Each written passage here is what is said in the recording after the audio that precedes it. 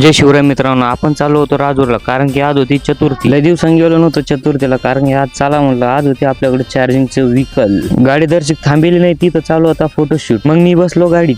आज मी पहिली वेळ जालन्यातला काना कोपरा दर्शक गाडीत थांबत नाही, इथं पाहिलं म्हणलं आयुष्य. इथं आम्ही रिकामीच कामं करायचं, म्हणजे ह्यो पण रिकामीच कामं करीत आहे. जालन्यातून एक कामाचा माणूस उचलत होता, तो कामाचा माणूस तो आहे डॉन. इथं नुसते व्हिडिओ काढणं चालू होतं. जसं का पहिली वेळेस हिंडायला आली. बाबू शहाणा याचं काय चालू होतं माहितच नाही आम्हाला.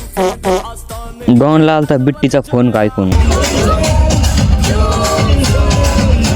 गाण्याच्या तालावर आलतो आम्ही राजूर मध्ये. मला वाटलं राजूर मध्ये गर्दा राहील, पण इथं पाहिलं तर काहीच नाही गर्दा.